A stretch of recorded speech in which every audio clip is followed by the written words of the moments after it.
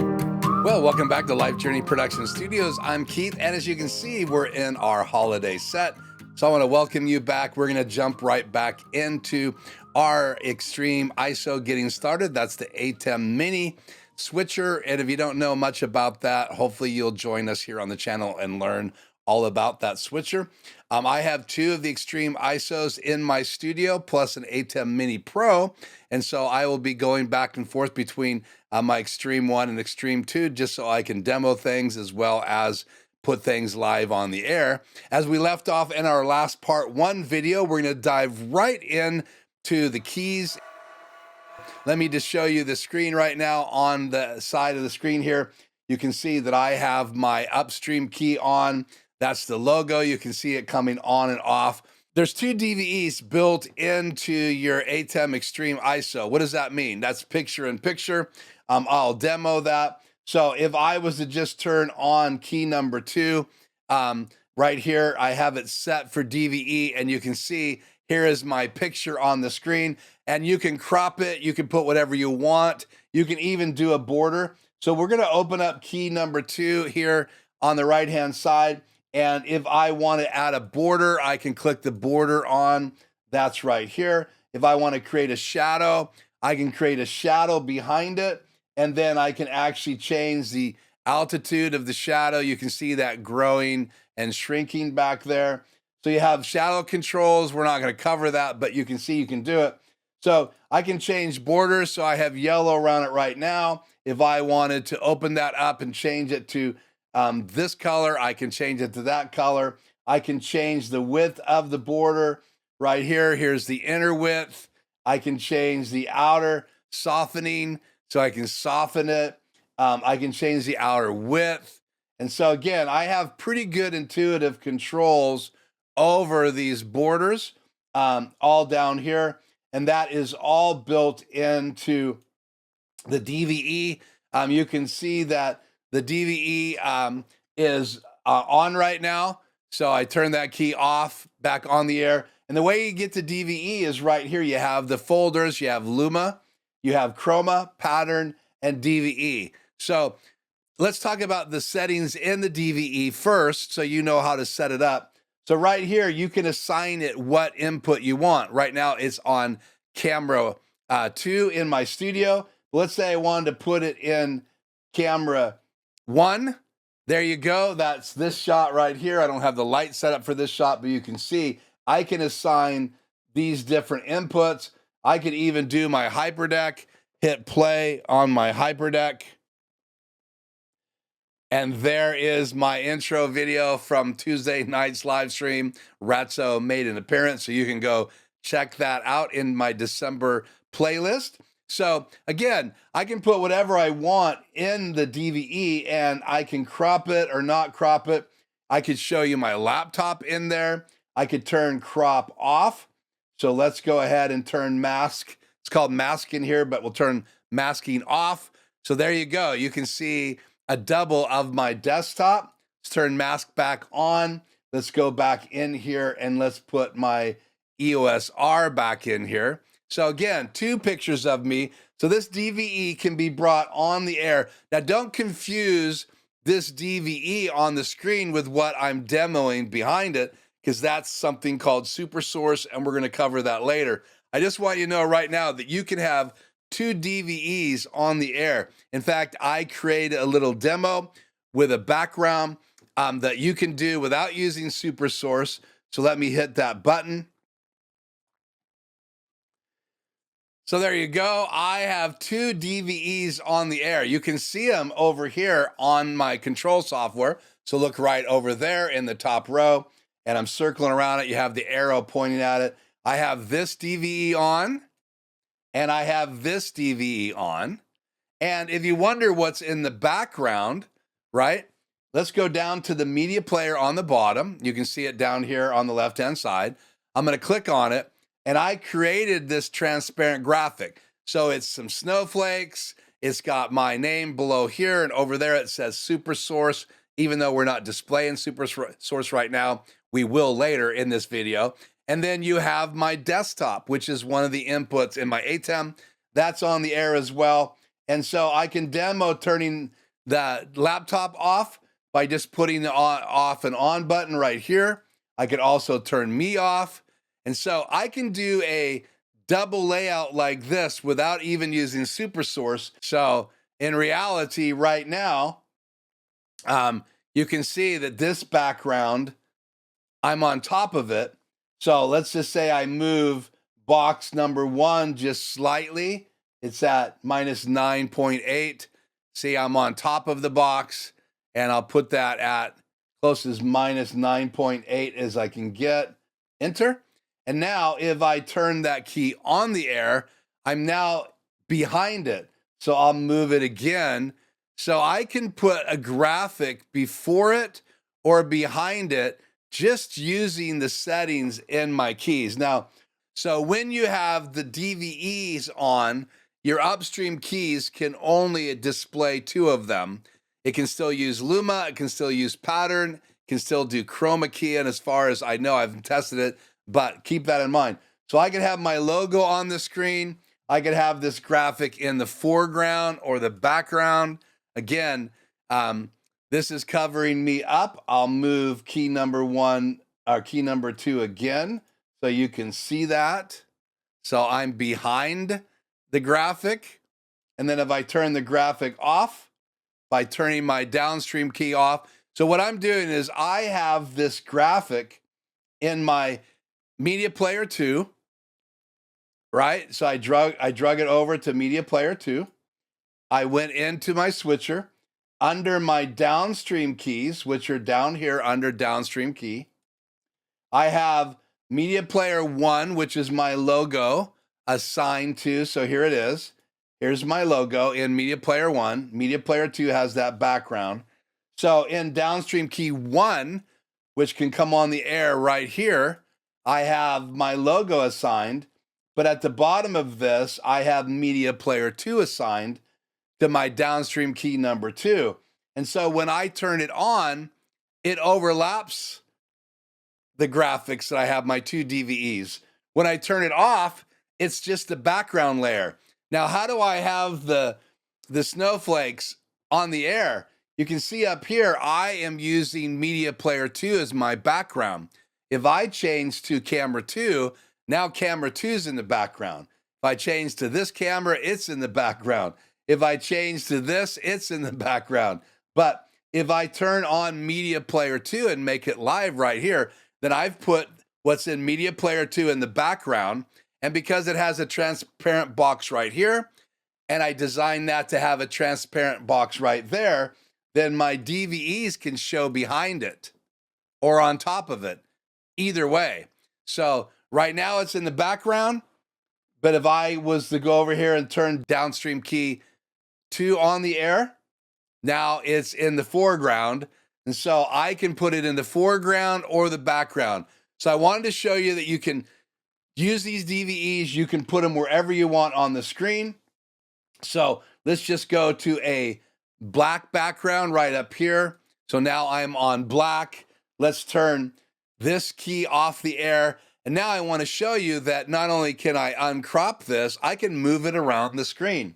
So we're going to go up here, close downstream keys. This is key number 2 on the air. So we are going to turn this key on so you can see what I'm doing. So this is my upstream key number 2, which is me in the box. I'm going to go over here to key number 2. It's set for DVE, which is what is basically a picture-in-picture. And now I can size it up and down, right? And you can see it's hidden behind the other layer because keys overlap each other. Key number 1 is the first layer. Key number 2 is the second layer. Key number 3 is the third.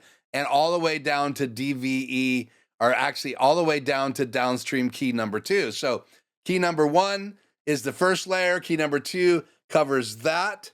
Key number 3 covers key number 2. Key number 4 covers key number 3.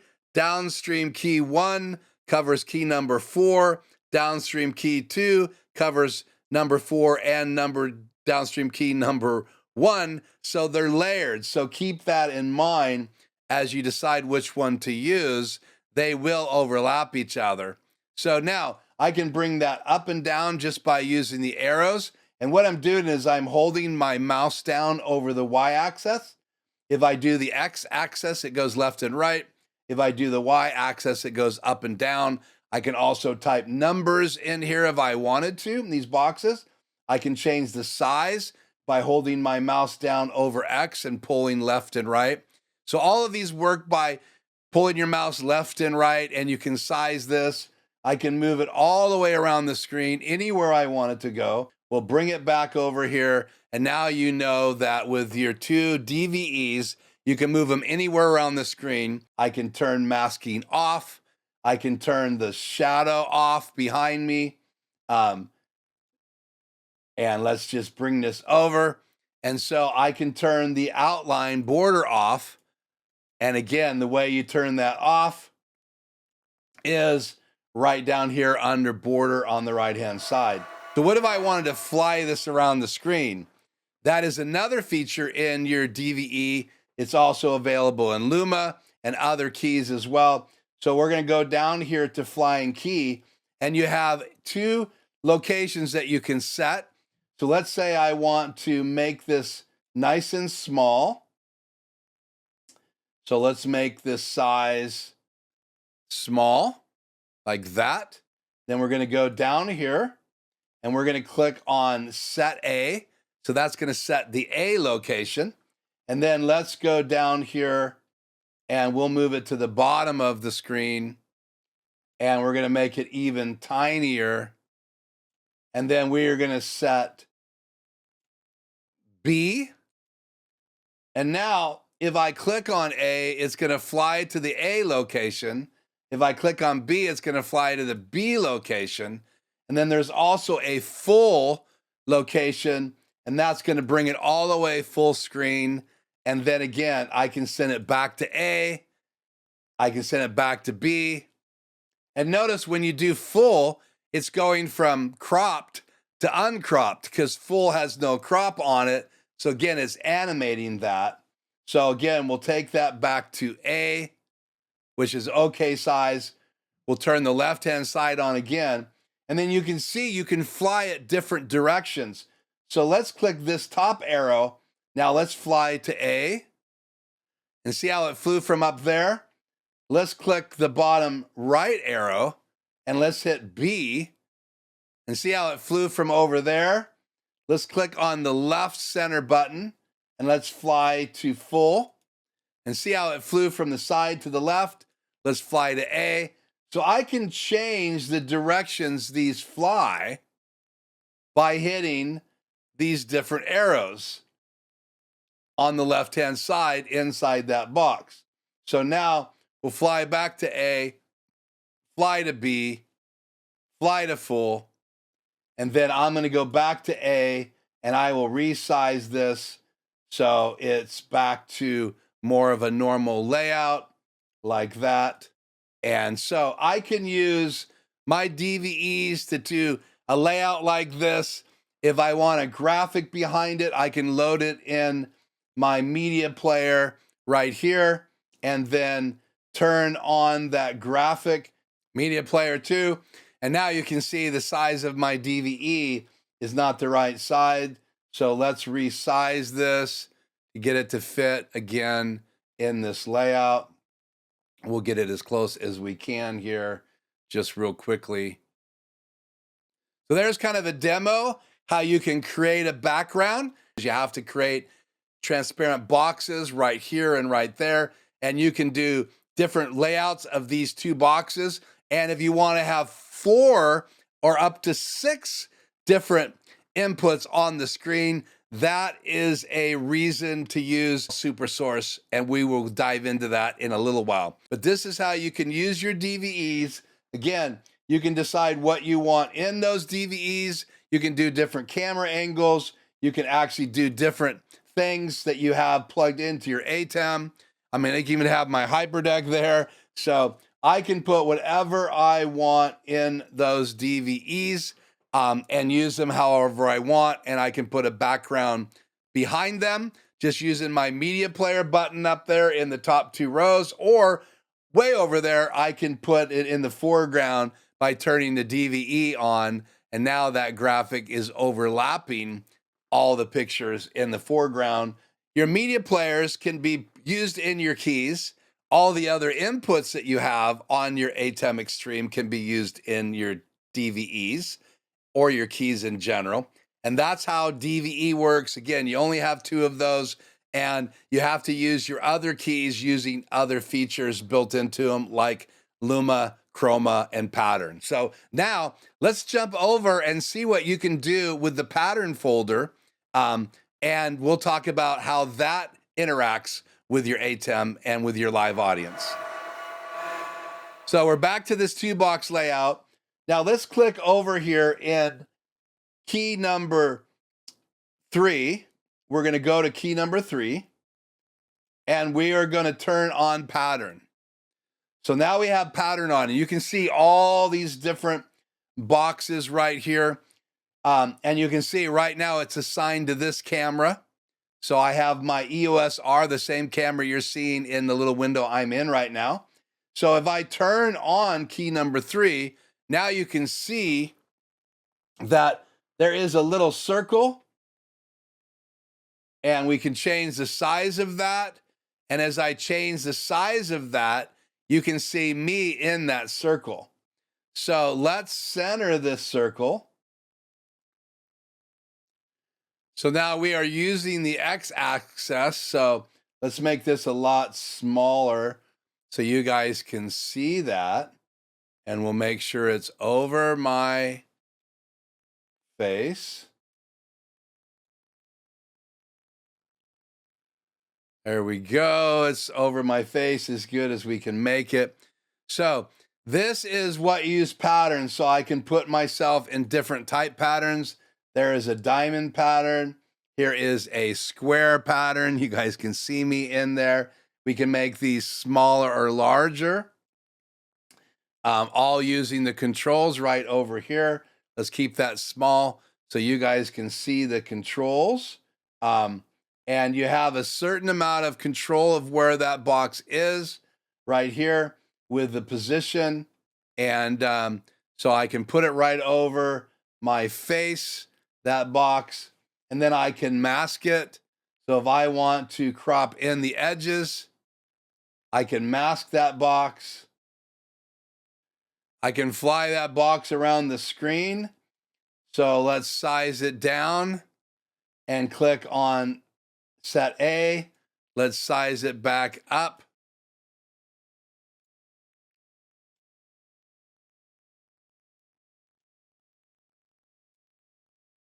And let's hit set B. So I can fly to A, I can fly to B, and I can even fly full, which is, this is the size it is when it's full size. So these patterns give the ability to put different things in a pattern.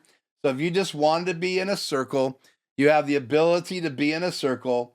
Then we can locate where we want this circle at, and then we can fly it where we want it on the screen. So if I wanted this circle on the bottom right-hand side below me, then I can simply go into flying key and I can size it. I can bring it over and I could drop it down to the bottom down here. Let's make it a little smaller. Right there, bring it up just a tiny bit. And let's hit set A. So let's go to full and let's fly back to A. So there you go. So let's move on to Chroma Key under the 4 keys, and let's talk about how you can remove the background if you have a green screen behind you. Okay, as you can see, I have a green screen behind me. It's decently lit. This is not going to be a perfect example of chroma keying, but that's what we're going to look at right now. So in order to show you what I'm doing in the control software, as well as showing you the green screen work, let's just start from the beginning. First of all, you need to have a green screen. No, it doesn't have to cover the whole background, but everything past this edge right here, I'm going to have to crop. So if I want my hands and everything to look good, I have to stay inside this green screen space. I'll show you how to mask that here shortly. I am testing it, the Atem Xtreme ISO, Chroma Keying by having this star there, also having my monitor there. Plus I have a foreground image, which comes over here as well. So there's a lot of things in this picture besides just me. Again, I don't have any green on. That's really important. So I'm not going to be taking out any of the colors in my shirt.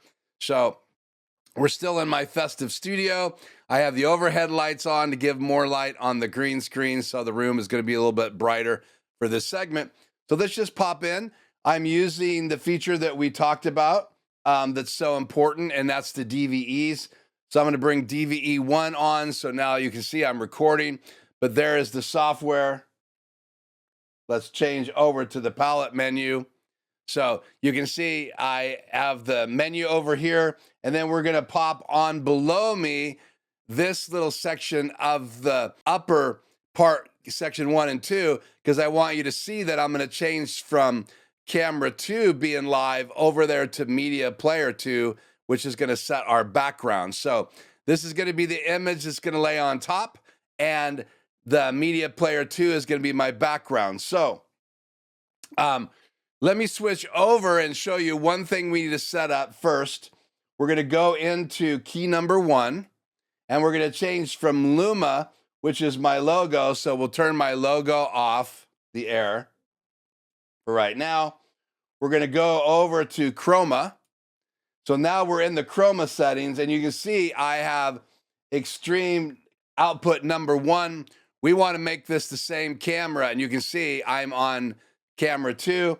So we're going to change this to camera 2, which is my EOS R number 2. I have 2 EOS Rs in the studio now.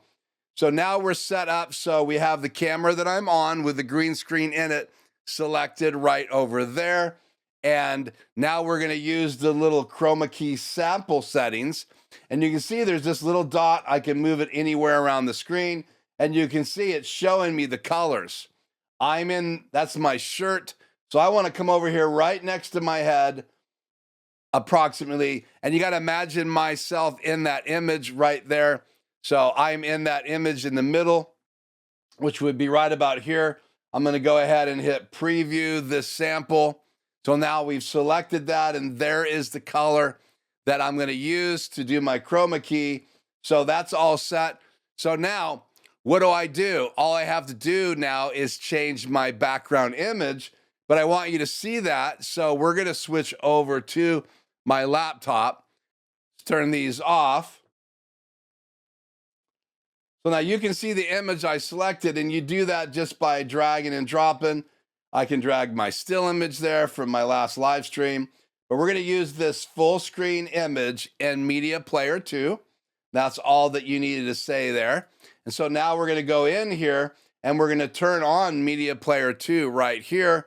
So let's just go ahead and switch back over to camera 2, and then I will bring those two DVEs back on picture in picture so you can see it. So now I'm going to select MP2 as my background, and now I'm going to turn on key number 1. So there you go. I've got key number 1 on. I have that picture in the background, and everywhere there's a green screen behind me, you can see that picture. So if I turn off these 2 images, then pretty much the green screen is pretty well already keyed. We'll make some minor adjustments, but we need to deal with this right here.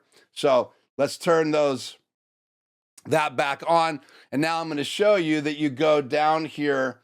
We'll talk about these adjustments for fine tuning the green screen in a minute. The first thing we want to do is turn mask on. So mask off, mask on.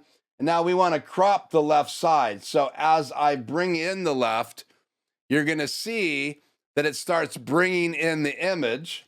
So I'm going to use my mouse to bring this in. Just hold the mouse down over the left font, and you just go as far as you can to the right, holding down your mouse and pulling over. We'll just keep pulling this over, and it should be about minus 12 or so.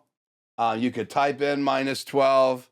It's going to be actually almost minus 12.0. So there we go. We're actually in the 11s now, and we're almost there. We've cropped it. So now if I lift this layer off, you can see the right-hand side's fine. So we don't want any masking to block out my little star there. So I want to make it look like it's just hanging down. We'll bring this mask all the way up to 9, the default. So here's the mask adjustments. You can see now if I reach over there, my arm's gone, but now it's a pretty clean mask. You can see right here, I got my monitor behind me. We are going to go ahead and go up here and turn off the software. So it's a pretty good key right now. You can see the full image on the screen. So it's pretty good. So let's go ahead and turn this back on. And we'll look at these layers. Here's the foreground layer. As I slide that, you can see what happens. You can finally adjust that to where it looks good. See how the star is getting brighter. So you want to try to get that key as good as you can. Here's the background layer. And you can see how that's changing around the edge of my arm. The key edge. My arm is now changing my hair and the edge on my arm. If you look right down here on my arm, you can see how that edge layer changes things. So you just want to adjust this so you're getting the best chroma key possible. There are better tools that Blackmagic Design has available for you. We'll look at those here on the screen in a minute, but this is a pretty good key. Again, I'm using this shot that I took from Galaxy's Edge at Disneyland as my background. And again, it goes pretty good with my shirt. We've got the little star in the sky. We've got my monitor. And let me look at this full screen so I can see it. Oops, full screen so I can see it. So yeah, the monitor looks pretty good. In the background, you can see the background changes when I change the multi-view, but there you go.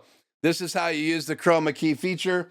You have color adjustments here. You can change the brightness of your forward, make it look a little bit more natural right there. You got contrast, so I could make myself really contrasty. And let's take that back down to 0. Saturation, I could bring out more color in my shirt, maybe to match the background. Again, the light on me and the light on the green screen is really important. So this is a pretty good key right here. You can finally adjust that. You have more ability down here. You can do flying key. So if I wanted to fly this around the screen and change the size, you can see I can fly myself around this using the flying key feature. So if I just wanted myself down here and then over, you can see now there would be some cropping needed if I wanted to use that whole edge, but I could just set myself right here. And again, now I have the same image in the background. If I didn't want that image in the background, then I could just key the edges out, or I could just live with this. So I can fly myself back around. I don't have to have that in the background now. I could have a different camera angle, like right here in the background, and I could sit in the front of it. That's the advantage. Or I could put myself in front of the software. Whatever background image I'm choosing now up here, that becomes the background. And with my laptop chosen, you guys can see that. So this is that edge graphic. I can turn that off, and now you can see it on the software. So this would be one way to lay it out. I could set myself over here even further. And if I wanted to crop that top edge off, I just go back into the masking on the right-hand side, and then I'm just going to bring this in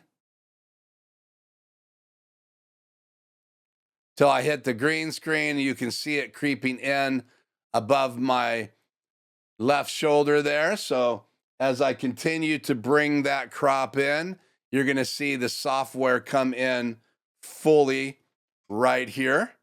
So this edge is coming in because I'm bringing it in using the masking tool. And there's my mouse right there. So I'm just going to keep this coming in till we bring this edge all the way in. And that's how the Chroma Key feature works. It's also going to cut out my monitor, so keep that in mind. You're going to see the edge of my monitors being cut off. But what I'll be able to do now, if I wanted to with this image, if I wanted it to be a perfect key with my monitor, I have to move the green screen over even further over here. But I could now pull this flying key image over there to the edge. And so here I am in the view. And if I don't put my arm out further than that, then it's a great key. So I could be sitting right here showing you guys how to use the software, and this makes a great key. So you can see the amazing things that you can do with Chroma Key. This is a Chroma Key feature. It works pretty well. Let me take you over and show you, if you want a better Chroma Key, what you can buy from Blackmagic Design. Hook your camera to it, and then from it, go into your ATEM to get a very clean, top-notch Chroma Key. And so let's jump over there now. Click right here on Ultimatte. Then you could just add a Ultimatte 12 HD or a Ultimatte 12 HD. One of these. This is Ultimatte Mini HD. This is the Ultimatte 12. This has more features available in these. These are specifically for chroma keying. You need one of those for every camera that you're using. You just hook up your camera directly to the Ultimatte. If you want a better key, you can buy an Ultimatte HD Mini for $495. Hook it up to your camera. I have the EOS R, so I'd come out of the EOS R to the Ultimatte 12 HD, and then out of the back of that, I would send a chroma keyed clean image out into my ATEM, whatever I'm using. We're doing an Xtreme right now, but I also have an ATEM Mini, so I could do that to either one of those. And if I wanted more than one camera, I would buy more than one Ultimatte 12 to go with those cameras. I can actually hook up video and do a video behind me in those devices, and you can check out the videos online for the Ultimatte 12s if you want more information about that. So let's pop over and check out another feature available in the Xtreme ISO or the Xtreme or the SDI ISO. Okay, let's jump over here and let's look at the settings available for your live stream. So first of all, we want to go over to the settings icon on the bottom left. We're going to click on that. And then under general, you can see right here, I have my switcher video standard set for 1080p and 29.97 frames a second. That's the way I have my camera set. So everything's synchronized, but I can have my camera sending 60 frames per second, and this would scale it, but that's going to overwork my ATEM. So the best thing for you to do is set your camera size and frame rate to the same as you do in your ATEM. So if we click on this, you can see all the options. You have the ability to do all these different frame rates, different standards. But again, it is 1080p and different frame rates for that. So keep that in mind. So you want to set that. So we're going to close this as done. Now we want to talk about how you can go in and record. So we're going to go up here. Remember, we have palettes. So we're going to close all of these now. So let's close Chroma Key 1. You have your media player where you can adjust these. We covered that in video number 1. You have HyperDecks, which we're going to cover later in this video. You can see these settings now under the output section. You have the ability of where you want to go stream. So I'm streaming to YouTube. You have all of these choices from Webo to Caster, Boxer, Vimeo, all of these, Twitch. I am going to YouTube. So that's clicked. I can say primary YouTube right here, primary and secondary, because you can do a backup stream on YouTube. I can choose my quality. So the way the ATEM records is very much like a HyperDeck. So we'll be talking about HyperDecks later. HyperDecks have basically 6 levels of recording. They have HyperDeck High, which is very large files. They have medium and low. That's the way a HyperDeck will record, so a lot of the color information is there. Most people who are streaming, uploading their videos to YouTube or some site, they're going to use streaming high, which is about 6 megabytes to 7 megabytes a second. If you go down to streaming medium, you're going to be down in the 4s. If you go down to streaming low, you're going to be going down in the 2s. And again, it affects the resolution. I'm recording these videos at HyperDeck Low. That gives me a better HD file to bring into my editing software and then upload that to YouTube.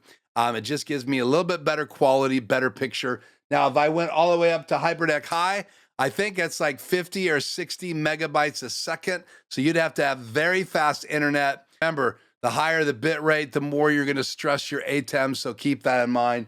You can put your key in here, which you get from your streaming site. So you're going to put the location.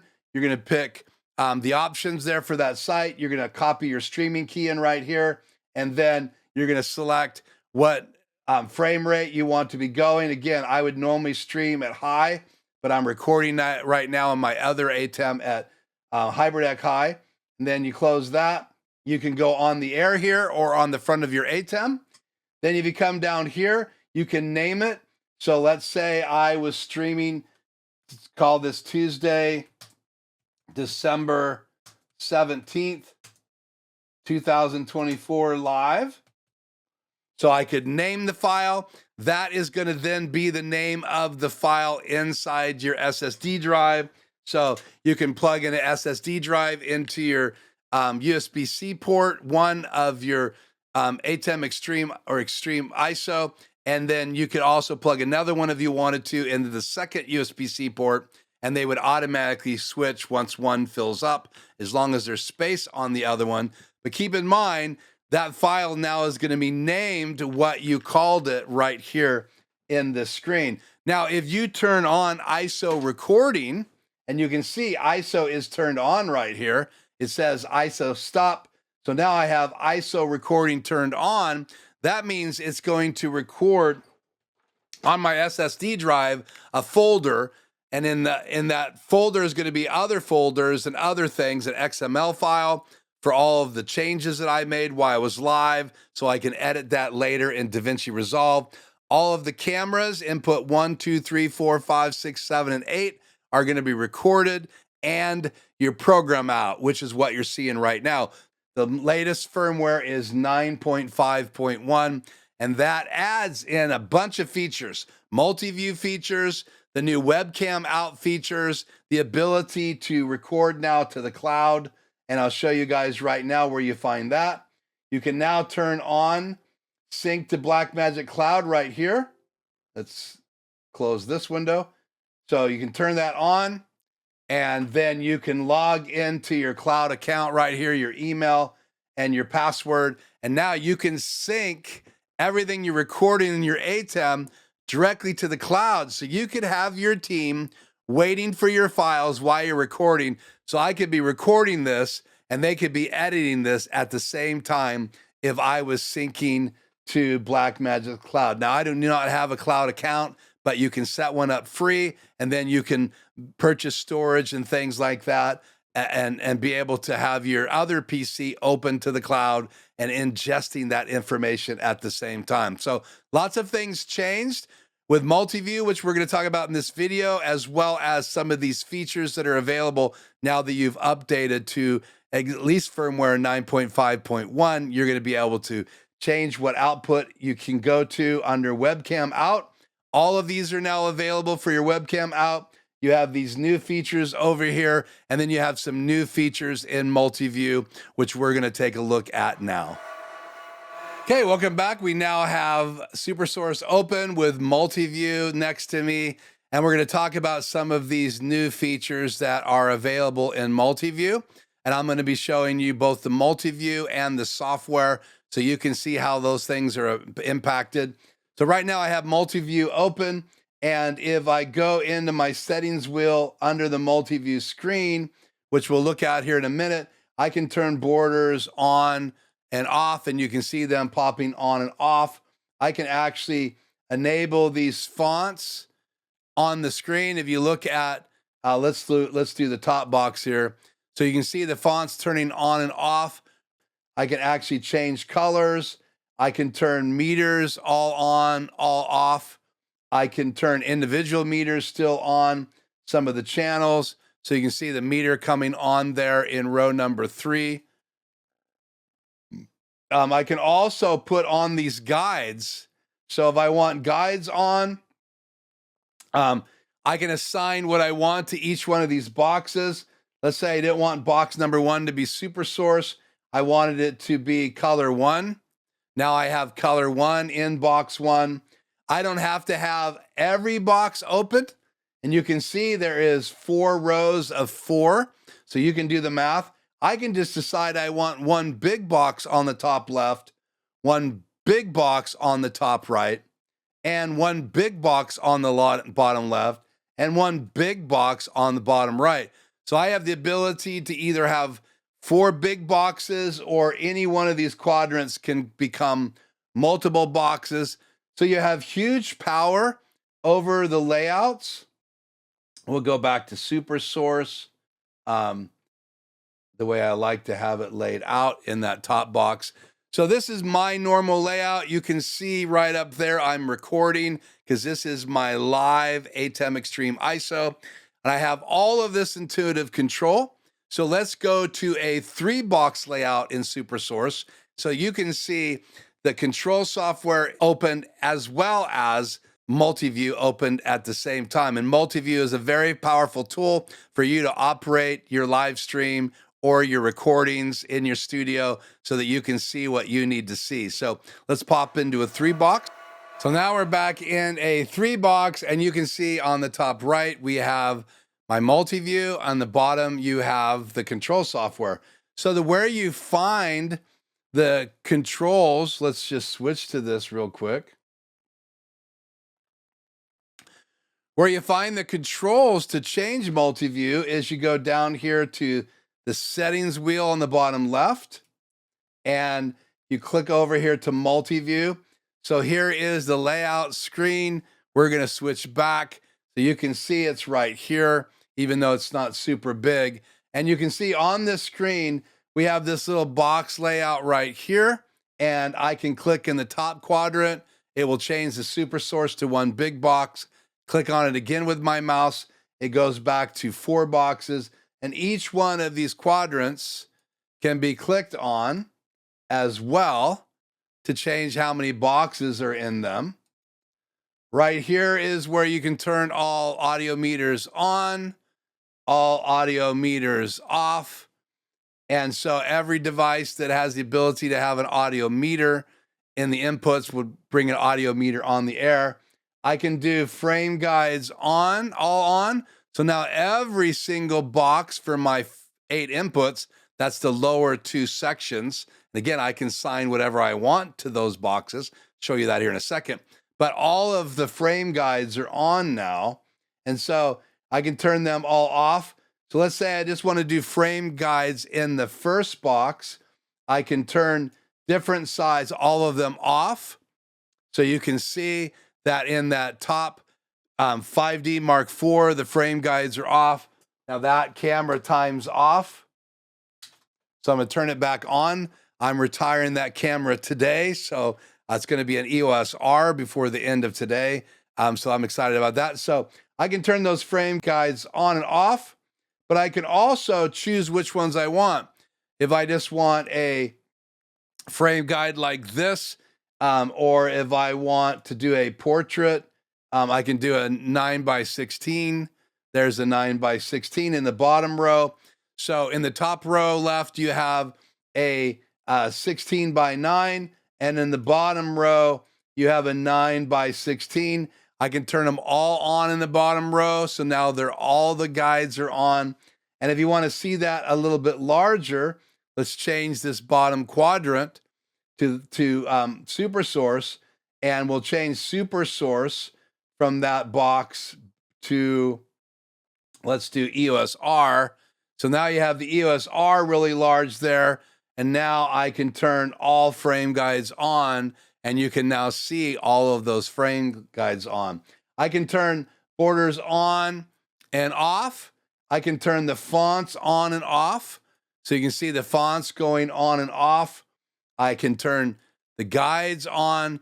So the frames, the borders being on and changing the colors. Here's black as a border. Here is me changing it to yellow as a border. So again, I can turn those borders on and off. And then obviously when I have a specific quadrant live, it will turn to red around it. So keep that in mind. So again, there's all kinds of controls in here.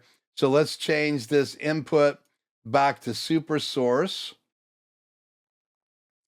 Let's click on it again. And there you go. I have the ability to change what's in there. So let's just say I wanted to take one box and change it, camera 1, which is right over here. And I can see me pointing at it right now. Let's say I wanted that to be my EOS R and the camera next to that to be my other camera. I can change what inputs are in these boxes. Now, you have more inputs than you have boxes. So keep that in mind. It looks like you have plenty of boxes, but there's literally lots and lots of choices. If you want to see your recording status, you can put that up there. If you want to see your streaming status, that's available up in those boxes up there. But again, let's change these cameras back to where they are. So I could even take this first box that has this camera in it, and I could make it black if I wanted to. So now it's just black. I don't know why you want to choose black as an input. Maybe if you wanted to cut to it, but it would make more sense to say, I want to know what's in color 1. And right now I have color 1 assigned to yellow. So that makes sense in that box, but I don't normally have my colors in my multi-view. I usually just have input. So let's go back to camera 1 there. So I got camera 1 there, camera 2. Then I have Xtreme Out 1, Xtreme Out 2. Those are devices coming from my ATEM Xtreme number 2, and I just feed those into channel 3 and 4 in the ATEM that I'm recording from right now. And in the top right, you can see I'm recording.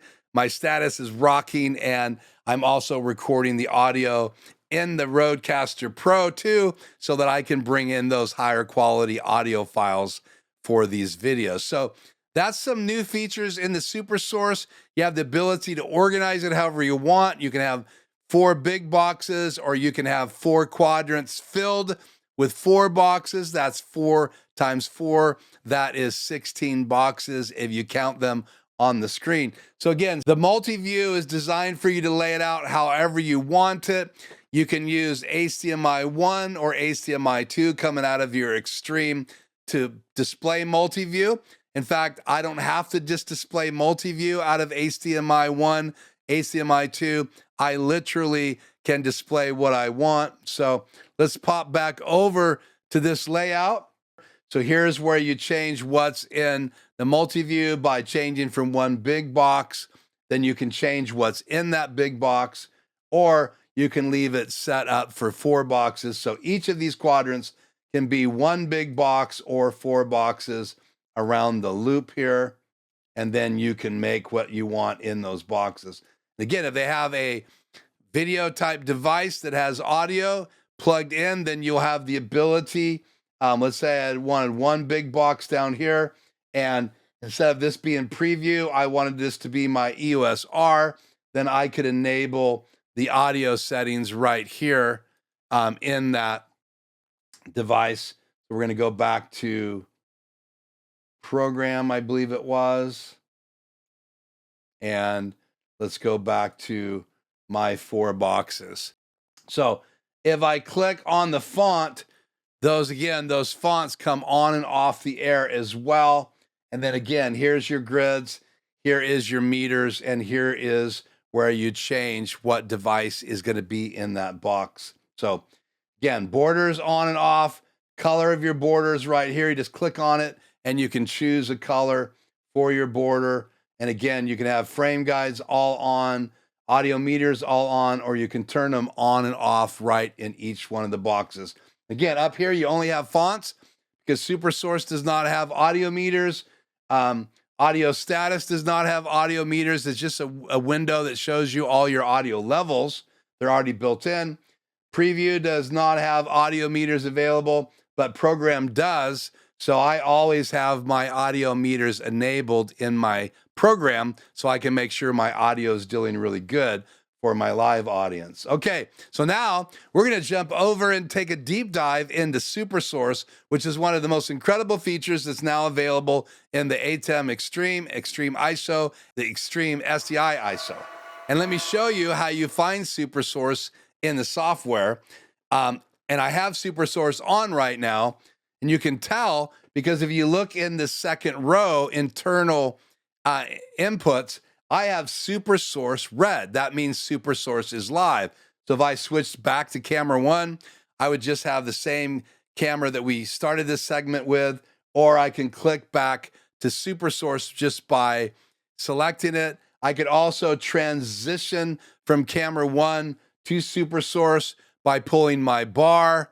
So I am in SuperSource right now with a 2-box layout. So let's break that down and let me show you where to find it over here. If you have everything closed here and you're in the palettes menu, not media, not HyperDecks, not output, which we just covered. We'll cover HyperDecks here shortly.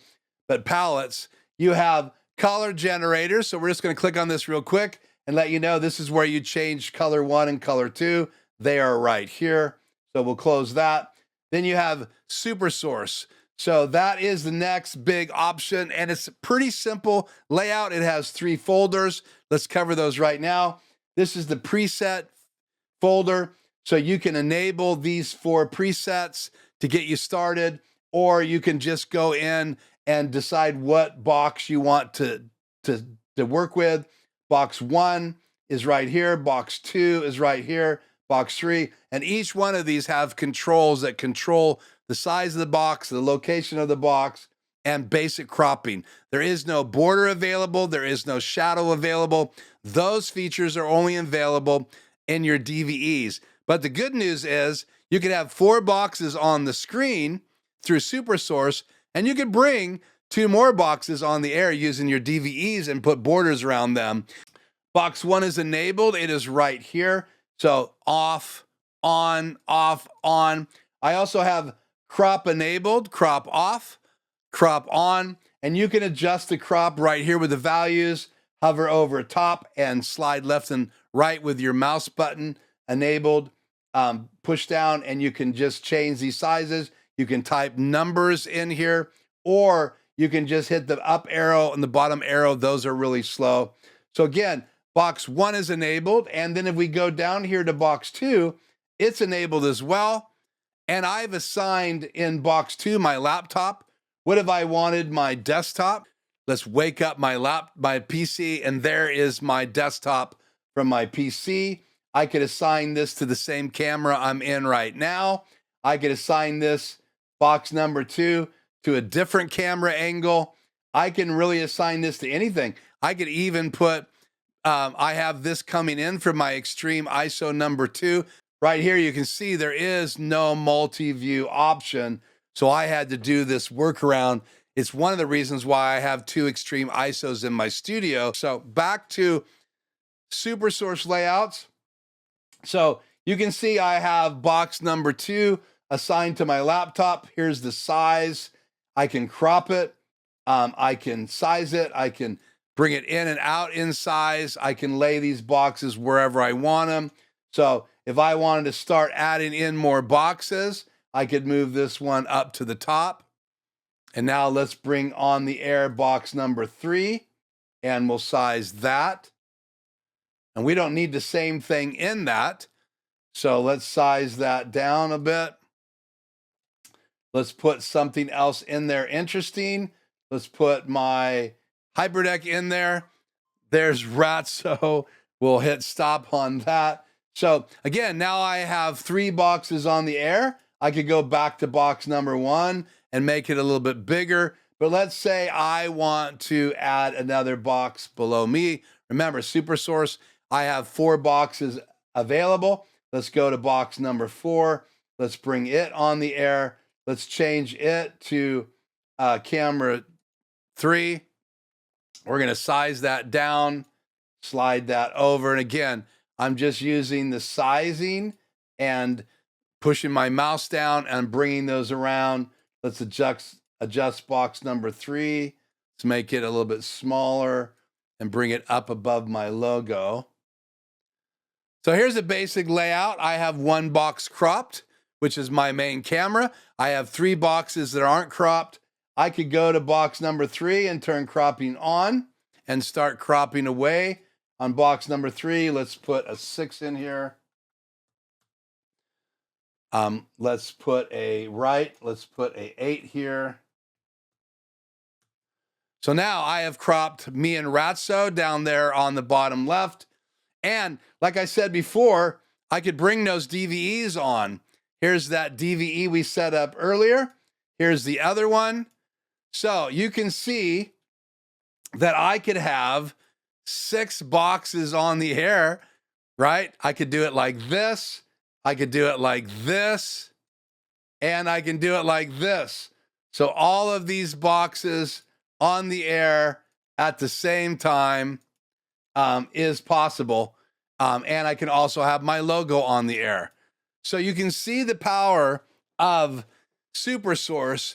But again, remember, you can have a foreground image or a background image. So where is this foreground image? Let's go back to this view and let me show you. Under this folder right here, you now have art.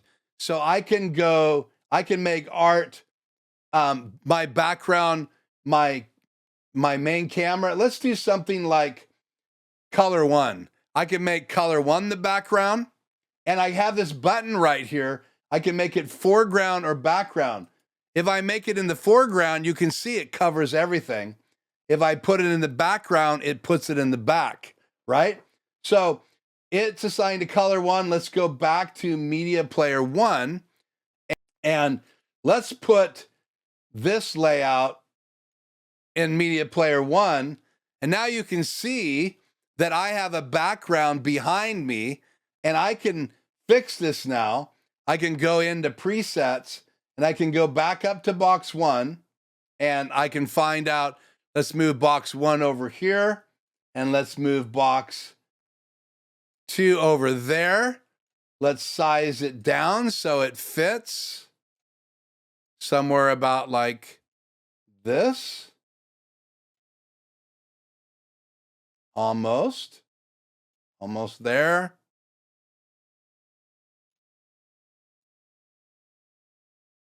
About right about there. And we'll go back to camera 1 and we're going to position that. Our crop has to change a little bit. So we're going to bring the edge crop in on the left. Okay, let's bring in the right crop. Let's crop this in. Let's zoom in now just a little bit. Let's bring it down. We are very close. Let's bring the left crop in a little bit more. Let's bring the right crop in a little bit more. A bit more. Let's zoom a slight bit more. Close enough. So now I obviously have this box on top of the image. What happens if I go over to the settings into the art and I put it in the foreground? Now, if I move this box, it's behind it. So I can put these images. So I created this image in Adobe Illustrator. I created transparency right here. So if I turn box 1 off, it's just a transparent box. If I turn box 2, just a transparent box. But now box 1 and 2 are behind the image. And now if I go back to art and click foreground, now box 1 is in front of the image. So keep that in mind, that you can use SuperSource And you can make layouts like this. You can add names. So I can have the graphic behind me in the foreground or in the background. I could make one that has 4 boxes in it. I could even make one that has 6 boxes in it, right? I could have 2 DVEs and 4 SuperSource boxes. So I could have 6 boxes on the air at one time. You can crop them. You can change what's in these boxes. You can position them wherever you want on the screen. You can have 4 on the air. If you want an outline around them, you're going to have to use your DVEs in your upstream keys. Now I have a border around it. I could also add a shadow. I can change that border to yellow. And so I could take that then and position it over here and use it in my layout. If I wanted something with a shadow and a box around it, I could position it here, go into SuperSource and turn box 1 off the air. And now I have this layout. Again, you have superpowers in your Xtreme ISO, your Xtreme SDI ISO, and you have the ability to use SuperSource, which I think is an incredible feature. Remember, 2 DVEs plus 4 boxes in SuperSource. You can have a foreground or background available in SuperSource. So play around with SuperSource, have lots of fun with it. Just realize it is one of the powerful tools that's available in your ATEM Xtreme ISO, and Xtreme SDI ISO. Now, let's do something fun. Let's get over and talk about how to use HyperDecks and where you set them up and how you automate them. We're going to talk about HyperDecks now, and I have one on the screen. So this is the HyperDeck HD Plus. I have one of these in my studio. You want to be able to get something to do what you want it to do. So if you want to just play videos back, you can do that. Like right now, I can turn key number 3 off and key number 2 on, and there is a video playing in my HyperDeck, in my DVE right there. You can see the video. So if you just want to play videos and you want to automate them, you can. But if you want to go to the next level and have the ability to have what we call fill and key, you're going to need a HyperDeck that has the key and fill. And you can see right here, let me bring this full screen so I can see what I'm pointing at. So right here, you have A and B right there. And so that enables you to use 2 inputs in your ATEM. You'll have to convert the SDI to HDMI because these are SDI outs on all of the HyperDecks that have fill and key. If you just buy a shuttle, it only has an HDMI out. And you can see this one has an HDMI out right there and an HDMI in. So if you want to record into it HDMI, you can, up to 4K, 30 frames per second. Or if you just want to do video out of it, you don't have to buy a converter now. You can just play video out. But if you're going to invest in this HyperDeck Shuttle HD Plus, you want to use key and fill. So you're going to have to get yourself a converter. There's a picture of one here on the screen. Blackmagic Design sells them. You're going to have an SDI to HDMI for A channel, which is your fill channel, and B channel. You're going to have another SDI to HDMI converter because you got to go into the back of your Xtreme or Xtreme ISO. Now, if you buy the SDI model, then you don't have to convert it. So that's one of the advantages of having the SDI model. You won't have to convert it for your HyperDeck fill and key. How do you get these set up? How do you automate them? What we're going to do is we're going to open up the screen. I'm going to show you where the HyperDecks are. First of all, you have 2 areas you can find your HyperDecks. Down here under settings, you're going to go over here to HyperDecks, and this is where you're going to connect your HyperDecks. You can see I have a mini connected, I have a HyperDeck 2 connected, and I have a HyperDeck 3, which is a shuttle. With a new firmware update, 9.5.1, it'll show you pictures of what HyperDeck you have. It fixes some bugs, so make sure you update to that. And then over here, you have your IP address, so your ATEM can communicate with your HyperDeck. You can turn auto roll on or off. You can also set how many frames you want it to wait before it starts to roll. My main HyperDeck's right here and my shuttle's right here. You can also say where the input is. This HyperDeck shuttle is in my second Xtreme, so I have it labeled in my Xtreme number 2, not here in my Xtreme number 1.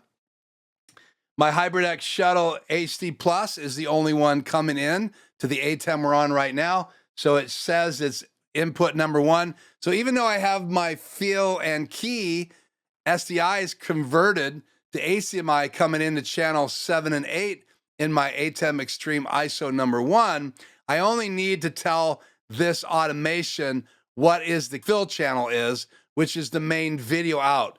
The other key channel is just designed for graphics, or if you do anything that's got pre-multiplied graphics in it, like the flying transitions that I have for my stinger or my animated lower YouTube subscribe logo, which I showed in video number 1. That's what you would use key and fill for. And key is going to cut out the background to give you a nice crisp edges as it flies or animates across the screen. So your job to get it connected is to have it plugged into your network. So in the back of, let's pop this on again. So you're going to come out of it key and fill into 2 channels in your ATEM. And then again, you're going to go to settings wheel over here to HyperDecks.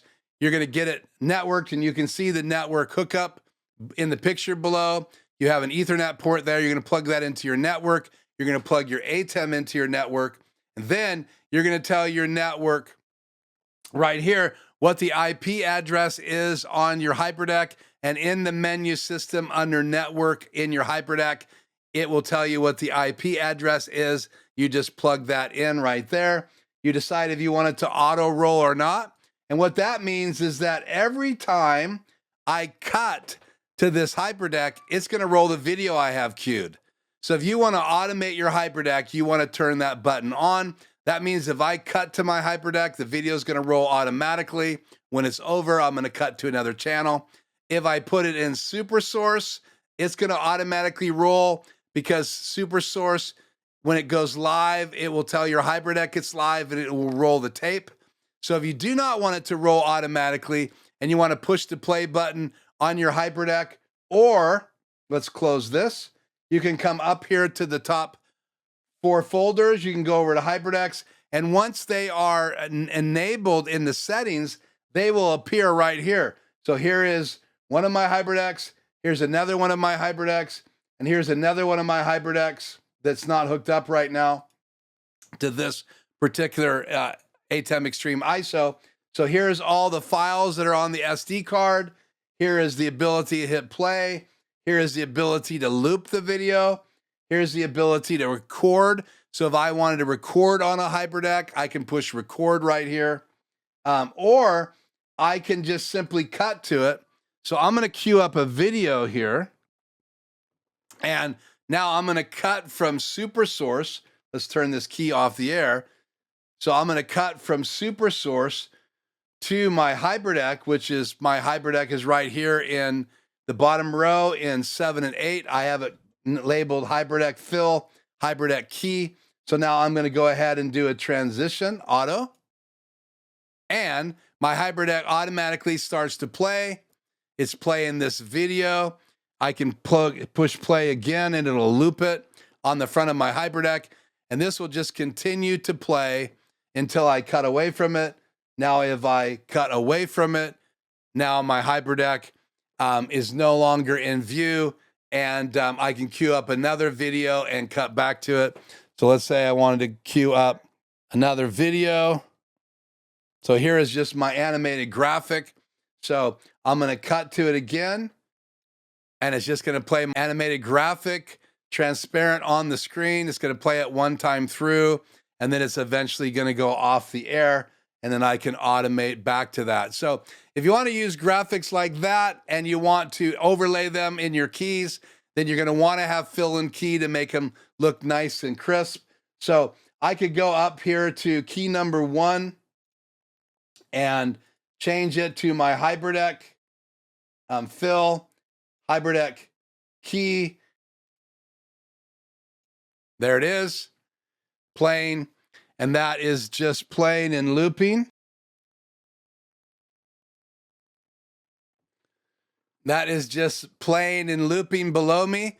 So that's the power of HyperDecks. So that's a basic look on HyperDecks. I have more videos. Check out this video right here on the screen if you want to get a bigger detailed look at setting a HyperDeck all up. I have training on HyperDecks here on my channel, and you can learn more about HyperDecks. But in this training, Xtreme ISO getting started, I want to give you a basic idea of how to get those HyperDecks hooked up, get them connected to your network, put the IP address in, decide if you want to auto roll or not auto roll, what input they're coming into it. And then you have two places in your ATEM Xtreme to control them. So again, you can go down here into settings to do all the settings under HyperDeck.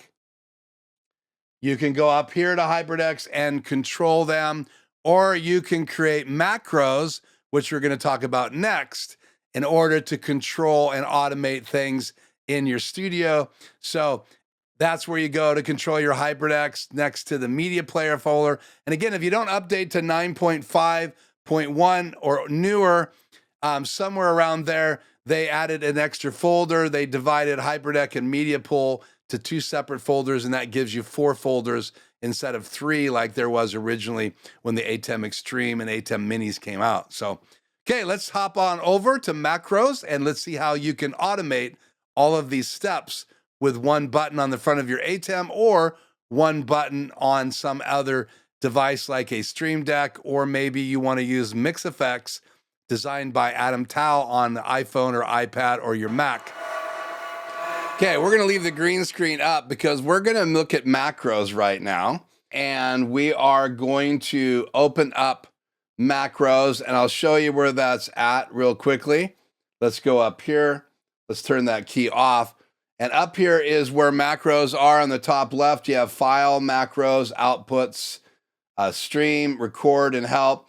And let's go through these menus really quick. You can connect down here to different ATEMs if you have them. You got preferences here, some basic preferences here. Transition, operates, program preview, AVB direct, and the language. Enable MIDI control. And then you've got some mapping here. That's just the channel buttons. I would just say leave this alone, but it's under that category. So if you go up to file, you have connections. Save startup state is a real important feature. Anytime you make any changes in your ATEM, like if you put in your key for live streaming, you set everything up and you want to save those settings. There's some memory built into the ATEM. I have found this sometimes it works, sometimes it doesn't, but we're going to hit save startup state right there. Then you also have save a file. You can save an XML file right there, XML, and you can save it in a directory somewhere to save all your settings. Once you go to hit save, it's going to ask you what you want to save. So if you wanted to save one setting and recall it, you could do that. So they're all right here. If you have more than one ME, which means like if you have one of the new rack-mounted devices that has really more than one ATEM built into it, then you would have 2, 3, even up to 4 MEs, and you can save settings for specifically that ME. We're only talking about an Xtreme ISO right here, which is 1 ME. And then also under file, you have, again, save, restore. So you can restore settings. If you hit restore, it's going to ask you which XML file you want to use. Then you go over to macros, and let's open up macros. So we're going to pull this over here because we already have a key set up for that. And so then we'll cut back to me and the logo, and then we'll turn on that macro screen. So you can see all my macros. And down on the bottom, there's different pages. So we're going to go over to an empty page. And the way you make macros is you have a create folder and a play run folder. So if I want to run a macro, I'm going to click on run. If I'm going to create, I'm going to hit create. And then I can say I want to create a macro for that slot. I click on it, hit the plus. It's going to ask me to name it. I'm going to say test. Let's type that out, T-E-S-T. I'm going to hit record. Now the ATEM is recording everything I tell it to record. So what we're going to do is I'm going to change back over to this look right here. And now I'm going to show you how to record a macro. Now, again, I'm live. I'm in SuperSource. It's not going to want to stay this way for this macro. So if I want this macro to work, I can leave SuperSource open until I tell it what camera I want to be on. So I'm going to tell the macro that I want to have camera 2 live. So now I'm on camera 2, okay? So you guys can't see the other steps that I'm doing. So, but I'm going to take you back to that, and we'll do that step at the very end. So you can see I'm back on SuperSource, but now we're going to tell the macro that we want to go into. Let's move this over. We want to go into we're going to use key 3 for this demo. So we're going to use key 3. We're going to go ahead and click. It's not on right now. You can see key 3 is off the air. So we're going to change it to chroma. We're going to put my EOS R as the camera. So we're going to select away from that and back to that. So now we've gone from Luma to chroma. So we're programming the macro. We've gone away from my EOS R back to it because the macro doesn't know EOS R was already selected. We're going to click on the chroma sample. We're going to do a sample again. So remember, it's going to show me my skin tone. I'm going to go right about here and hit preview. So now we have that set. I want to go down to my media player. I want to load in this image into media player 2, but that's going to change the background. So for right now, I'm going to load the image into media player 1. So let's go ahead and turn media player 1 off the air, which is going to remove my logo. Let's go back to here. Let's load this image into media player 1. Now I've told the macro that I want that image in media player 1. Then I'm going to go back here. So now we're going to go into media player 1, and we're going to turn it on as the background right here.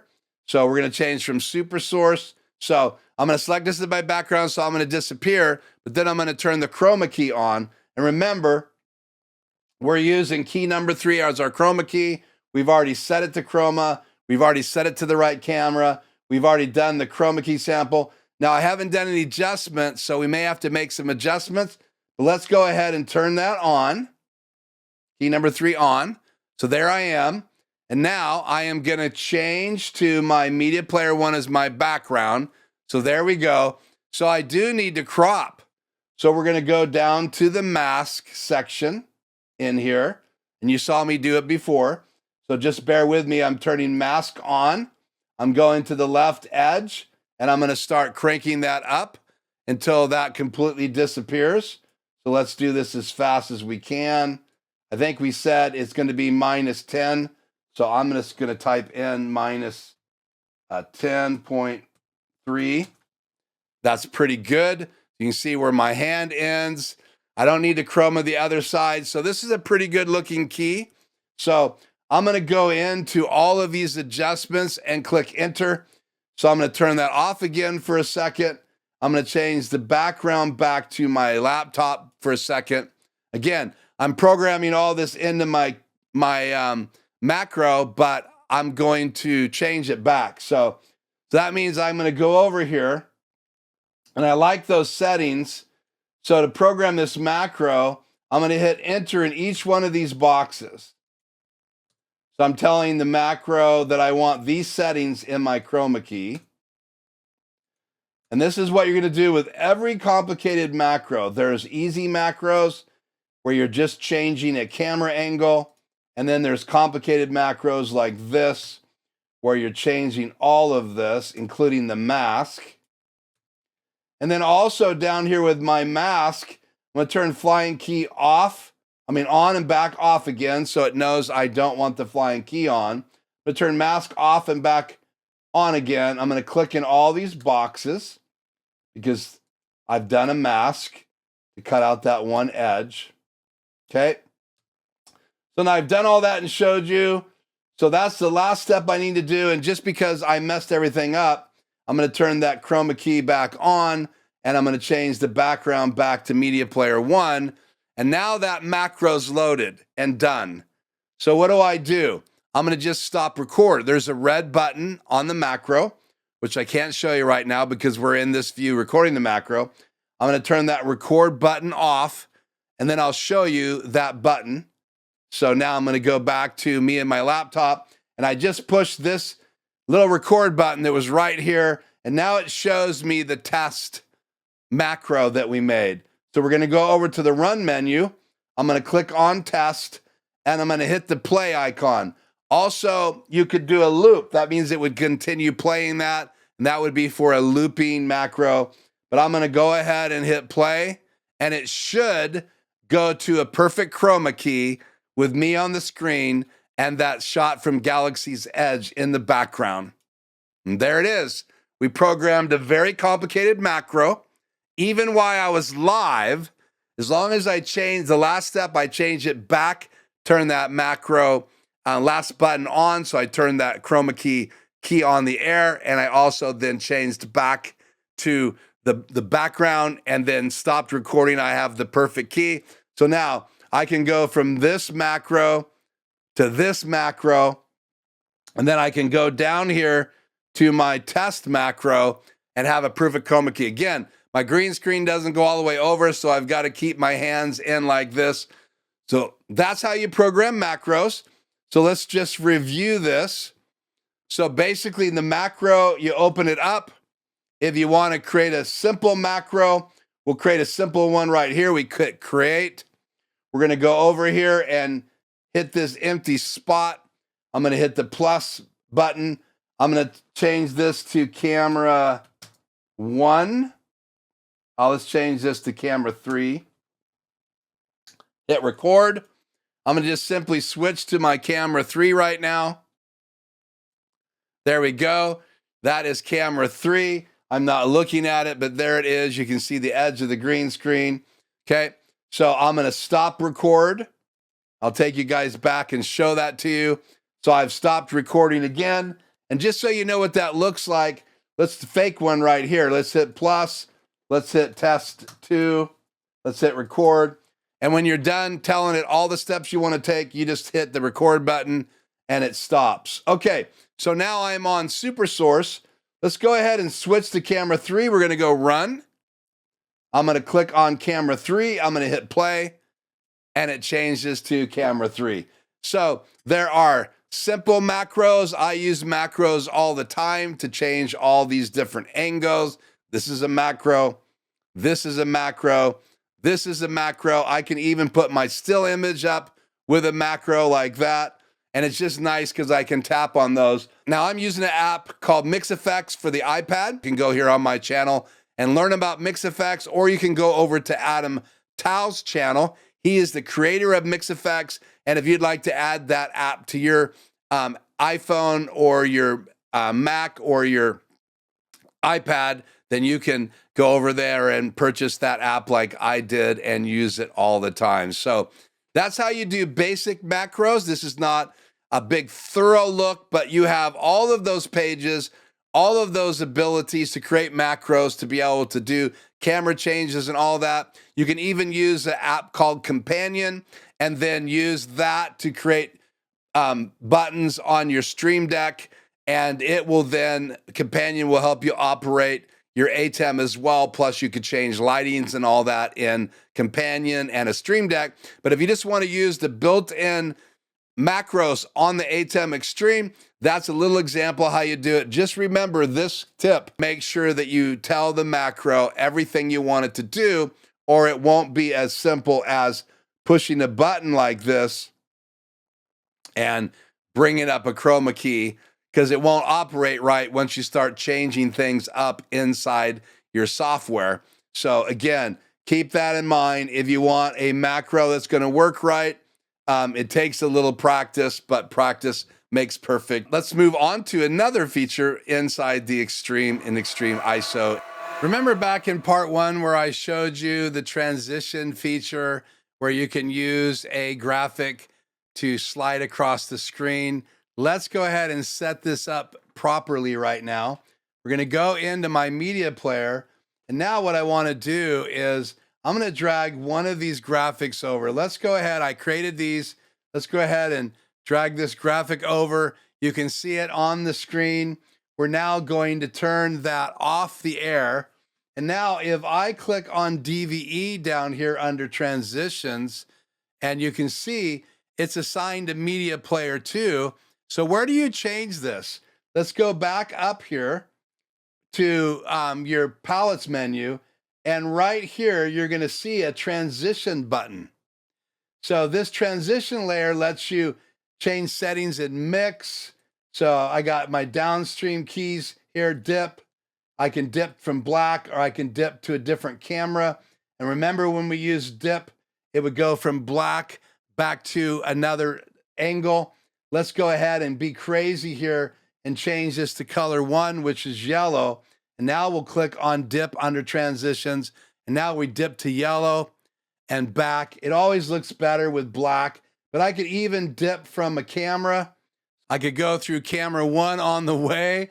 So now I'm dipping through camera 1 to super source, from super source to camera 1. So I'm going from super source to super source. So now I'm dipping from super source to camera 2, but I'm going via camera 1. So now let's change this back to black. Now wipe gives me all these different wipes right here. So if I click on wipe, I have mix, dip, which I can dip through different colors, and wipe. So I can do different kind of wipes. So if I go to the wipe menu and I transition now, let's go from super source to another camera. You can see I'm going through that diamond. What if I just wanted to go through a bar? There I go through a bar. What about a triangle on the left? Triangle on the top right. Transition through a circle. So I have all of these different things available under transitions, but the stinger button is still not enabled. I don't know if they'll ever enable that. There is a stinger button on the front of your ATEM Xtreme, Xtreme ISO, Xtreme SDI ISO, but it's not enabled yet inside the software, so that button doesn't do anything, nor does this folder. But if you go over to DVE, then I can change this fill source for this effect from media player 2. I'm going to go to media player 1. And now when I click on DVE, now that I have the graphic loaded right here in media player 1. So now I'm going to go back to switcher view. I'm going to choose DVE under transitions. I chose media player 1. I can enable the key, which I want to do. I could use pre-multiplied if it was a pre-multiplied key. It's not. But right now I just want to leave it as manual. I can loop it back and forth. So now watch happens when I pull the transition bar. I now can use this DV effect. And if I hit auto, it's going back and forth. If I change this loop feature to play, it's going to just continue to play. If I flip it,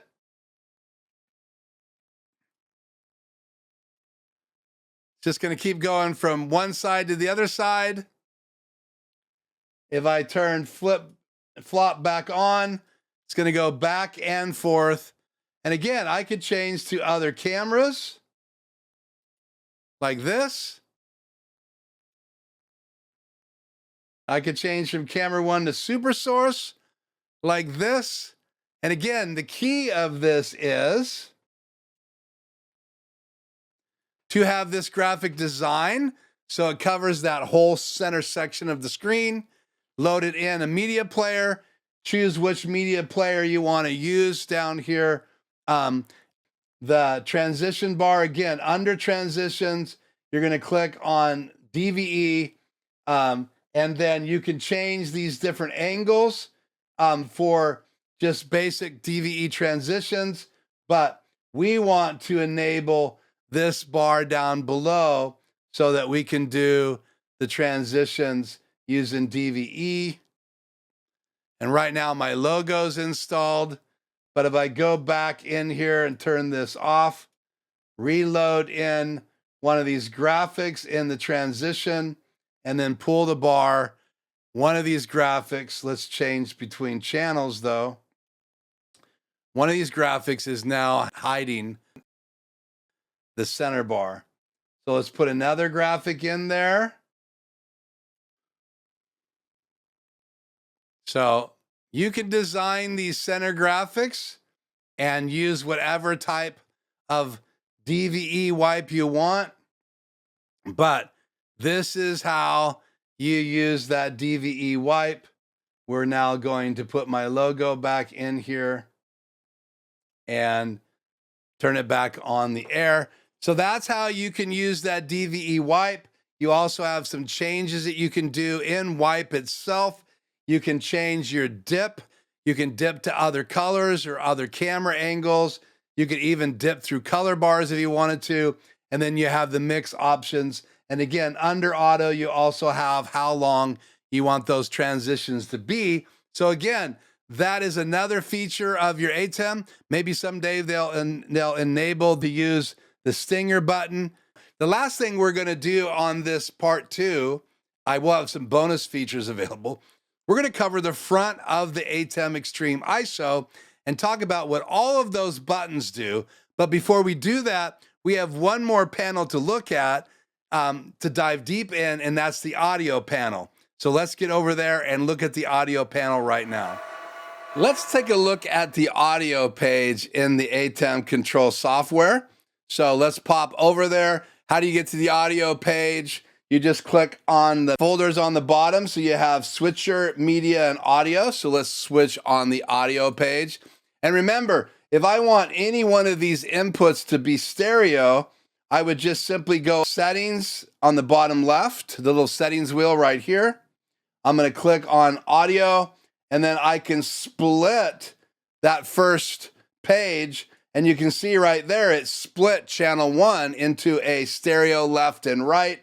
So if I don't want that, I click on this. I can do the same thing with input 1 and input mic 2. So keep that in mind. That's where you're going to go to change the audio settings. Also, let you know real quick that under the source tab, I can change the names of my different cameras. So right now I have input 1 called my 5D Mark IV. Input 2 is called my EOS R. These are just two outputs coming in from my Xtreme number 1. So you can name these here as well. We're going to go over to the audio page down below. So we're going to click done. So we're going to go to audio, and here we are on audio. Now the audio page is very simple. It has 8 audio channels that are attached to the HDMI inputs coming in the back of your device. So if I have a microphone on this camera right here, and I was doing all my audio coming in my camera, then in to the HDMI with the picture coming into the back of my ATEM, then I would go up here to camera 2, and I would enable this channel right here. On the bottom, it's on now, but I have the audio off in my camera. And then I would be adjusting this setting with the adjustment right here. I would be adjusting gain right up here. And I leave these pretty much at 0. So we'll just type in 0 there and bring that all the way down. So I leave these off. Occasionally I'll bring in audio from my other Xtreme through one of these 2 channels. You can see that that level is up right now, but I don't have it turned on down here. On the bottom, you have audio follows video. That means every time I would cut to that channel, the audio would play on my live. So if I cut to that channel, it would go live. So I'll give you an example right now. I have this Super Source live. So I have this camera live. So if I was to turn this on and bring the audio up, that audio would start. If I had it on audio follows video, you can see it's lit up as well. That audio would come on the air because you can see camera 2 is live right now on the top. So whatever camera you cut to, it's going to show you that it's live. You got to change the audio levels if you want it to play through your main out. You can see right now I have a mic coming in, mic input number 1. That's the audio that you're hearing. Let me finish describing this. So the first 8 are inputs on the back of the ATEM. if you want to use that audio, like if you have a HyperDeck, I do have a HyperDeck. I turn this on when I'm live. Right now it's not on, but I would usually have it set to audio follows video. So I'm going to go up here and I'm going to click save startup state. Now, when I cut to my HyperDeck, and I'll do that right now so you guys can hear the audio, I'm going to go ahead and hit my intro video macro from last night's live stream. So here goes the intro video.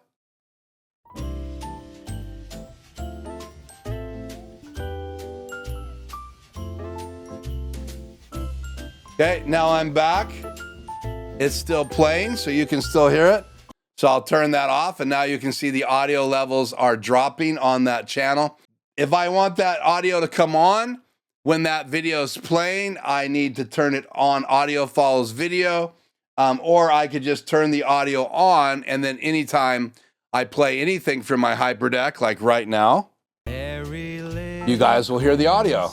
So I don't want any audio right now, so don't make that mistake. I've made it live before where I have this layout laid open. I have a video playing in the background on my laptop, and then I'll cut to my laptop, which I have open right now. In the background, I'll have a YouTube video playing from my channel, and people are hearing that while I'm talking, driving them crazy. So my recommendation is always have your laptop set to audio follows video. My laptop is right here. So if I wanted to play something from my laptop, I would need to turn this channel on, bring the volume up, and then make my laptop live. So I'm going to leave this off for right now. I'm going to leave my HyperDeck set to audio follows video. Camera 2, I'm going to change back to off. So neither one of these are on. Now the ATEM Xtreme, Xtreme ISO, Xtreme SDI ISO has headphones. So here are my headphones. If I want to hear one of these individual channels, I would just click the little headphone on the bottom, and I could solo just my HyperDeck. And if nothing's checked, it's going to hear the main audio output. So again, I can solo each channel by hitting the little headphone, and here is your ability to mute your headphones right here.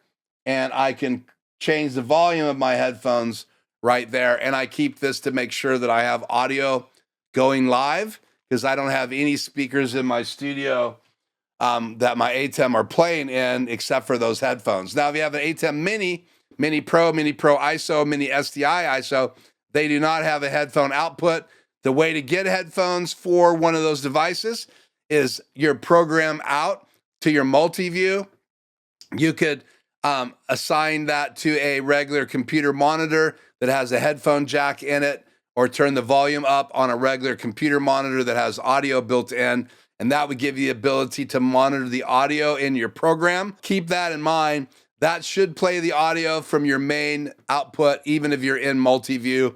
You can test it and see if that works for you. I love that a headphone jack has been added to the Xtreme. Okay, 8 inputs, 2 microphone inputs in the background, and a master track. The master track is a mix of all those other channels.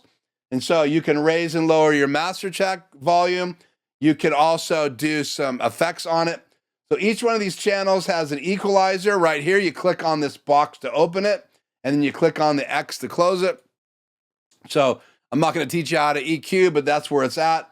Each of these bands have to be turned on if you want to use them. So keep that in mind. Each one of these bands, and you can see you have 1, 2, 3, 4, 5, 6 band EQ, very powerful, and you have a volume. So when you do cut a frequency like this, let's turn on band 3. If you cut a frequency like this, remember it's lowering the volume on your track. So you might want to boost this a little bit. Right now I'm at 0.9 or 7.6. That would be plenty of boost to keep the audio level equal. And the more cutting you do, the more volume you're losing, and that's why you have this little makeup gain. So we're going to close the EQ, and then the box below that, we'll click on this box right here. It is a number of effects. It's called the Dynamics box. You have an expander. I can turn it on and expand my audio. I have a gate. I could cut out certain frequencies.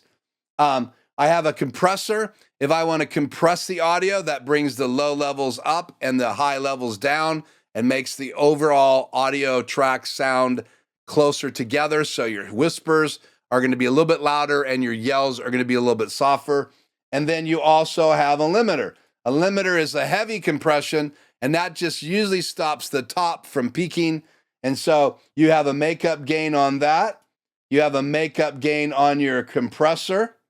On your gate, you have a makeup gain, and on your expander, you have a makeup gain. You also have a meter for what you're reducing, and you also have a meter for your output, so you can see how much your volume is dropping. Here's your input volume, and here's your output volume. So you want to match those. So we go back to the EQ. You do not have an input volume on your EQ, so keep that in mind. But I really love it that you do have an input and an output volume on all four of these dynamic plugins that you can use on your ATEMs. So again, you got to turn them on. You'll have to learn how to do all of these different dynamic plugins on your own. I don't have any videos on that, but there's plenty of videos here on YouTube how to use those. So great features. That's a little bit of how you use the audio features inside your ATEM.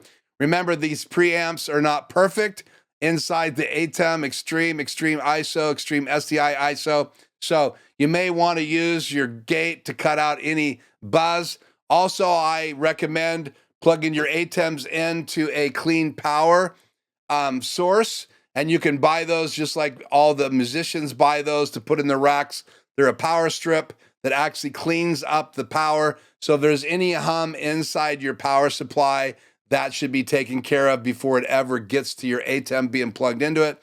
You just plug your ATEM into a wall socket, or if you plug it into the same circuit that's got your fluorescent lights on it, you may get some buzz from those lights. So if you want to avoid that, plug your ATEM into a clean power strip, and I'll put a link in part 2 in the description below. So if you would like to use that, those are associate links. You can help support the channel. Just keep in mind you pay the same, but you are using one of my associate links down below. There's a disclaimer in those notes. So let's now pop over and look at another feature that you can use in your Xtreme. And you can see I have the front of the ATEM Xtreme ISO in front of me. Remember, I have 2 of those. This is number 1. I have 2 of these. So let's talk about the buttons. So again, cover some of these buttons. This is mic input number 1. Mic input number 2, you have a volume up and down. You have on and off. Same thing with mic 2. Same thing with headphones. Mute it, reset it, and up and down volume. Then you have a matrix right here.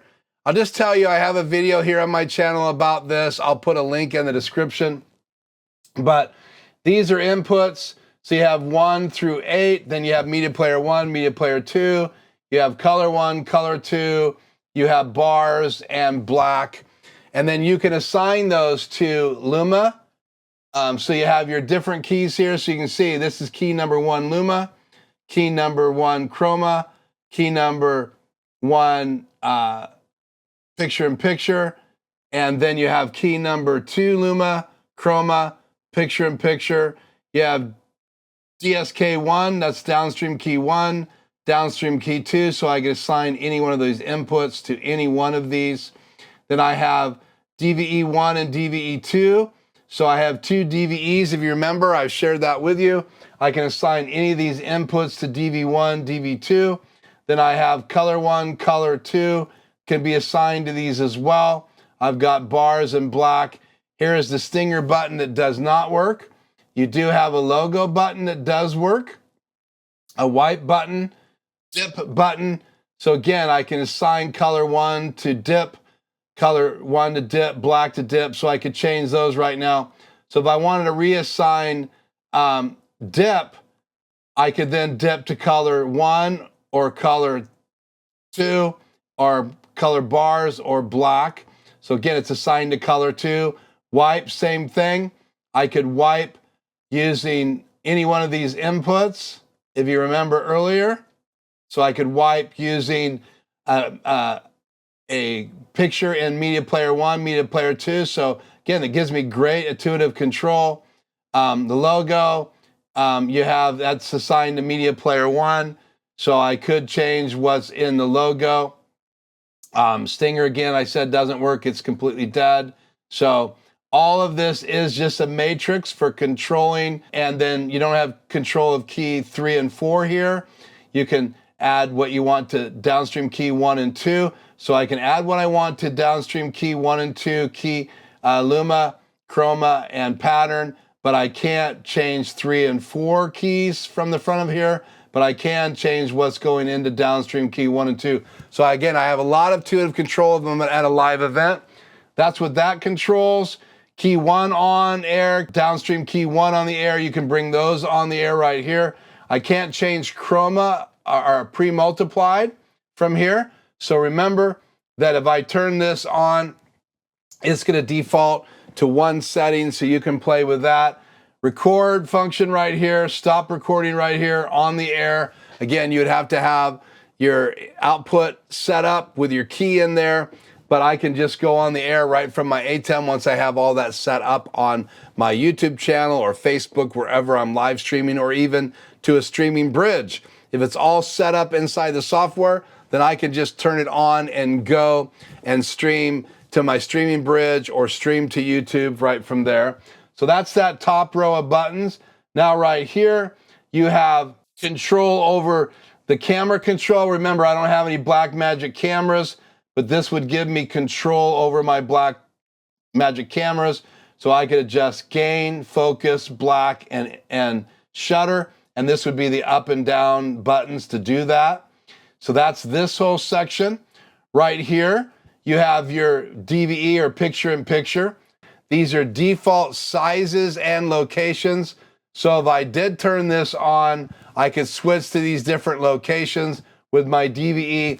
And because I have 2 DVEs in an Xtreme, I have a choice right here to have 2 DVEs on at the same time, side by side. So that's right here. This section right here is the audio controls for every one of your 8 inputs. So right here, I have control over input 1. I can have it follow audio, follow video. I can reset the volume to default. I can turn that microphone on or off, and I can raise and lower the volume right here. And that's for all 8 inputs. Then down here, I can cut to media player 1, media player 2, super source, or black. So you can see right now I'm ready to cut to camera 2. I'm in super source right now. So if I hit cut, I'm at that other camera. We'll change what's in behind me. So I could then switch on the front of here.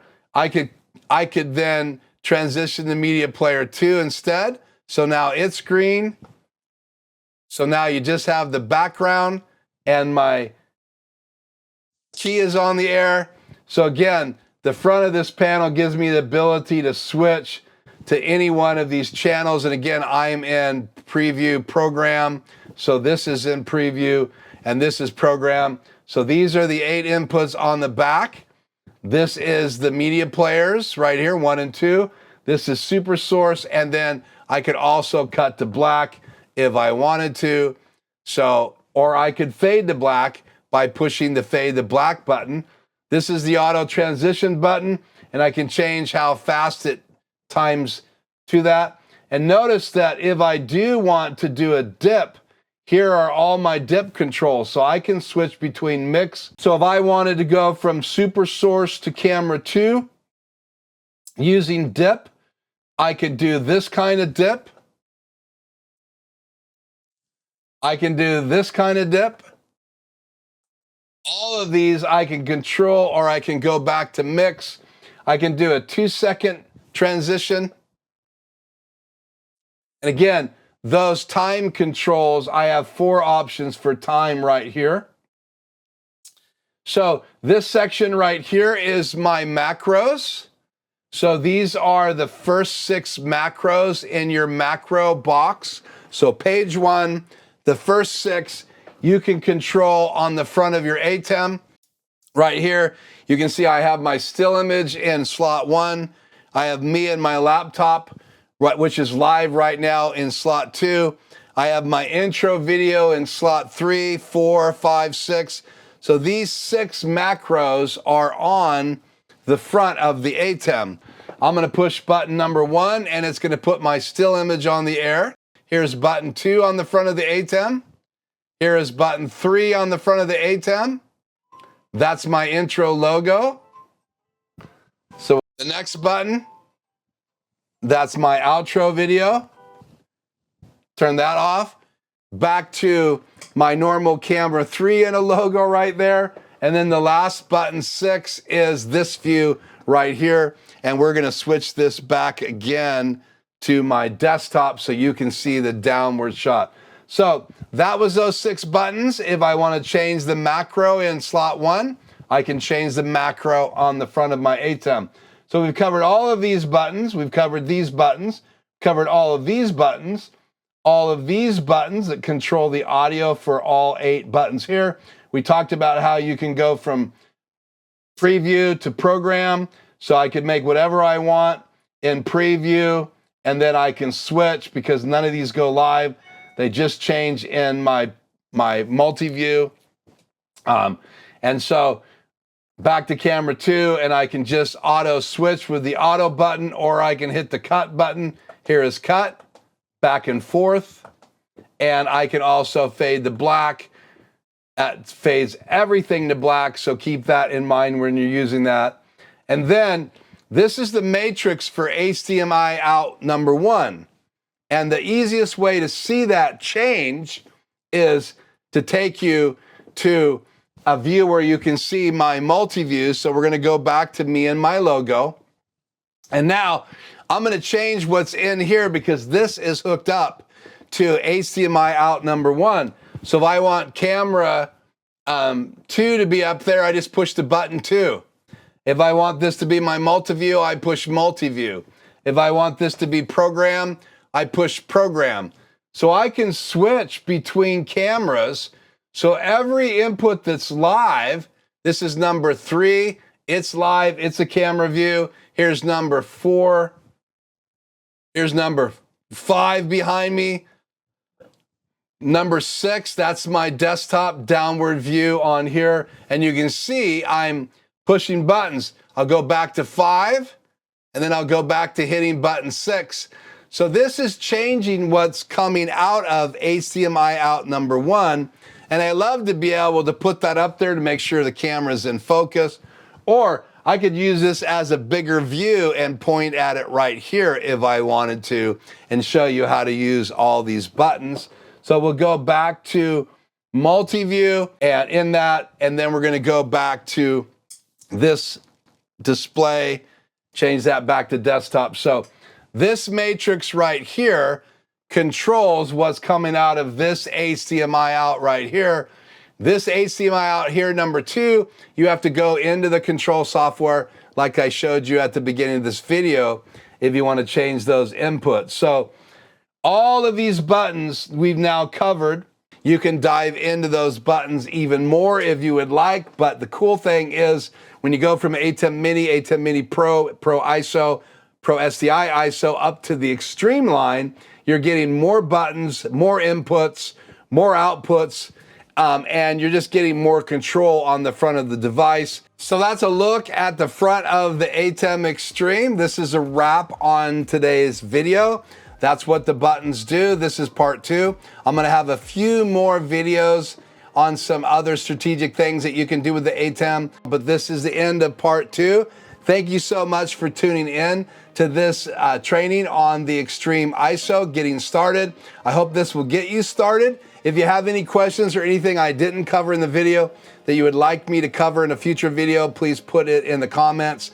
Thank you for liking this video. Thank you for subscribing. If you want to be alerted when these videos come on or when I go live on Tuesdays at 4 p.m., please go ahead and ring the bell and then choose all, and then you'll get all the alerts when my videos come online. Hope you'll join me at my live stream. Again, if you need more information on the ATEM Mini Pro, there is a link right up there for the Atem Mini Pro. And if you want to go back and do part 1, it will be in the description and it'll be in the rollout credits. And you can just click on that video and go over and do part 1. If you need help with your studio or with some of the products that I talk about here on my channel, I do offer a free Zoom consult. So check the link below in the description for that. And if you've never taken advantage of that free 1-hour Zoom meeting, I would be happy to help you, and I can explain my other consulting programs when we're together in Zoom. Thank you so much for tuning in. We'll hope to see you very soon in another video. I am Keith. This is Life Journey Production Studios. Until then, be safe.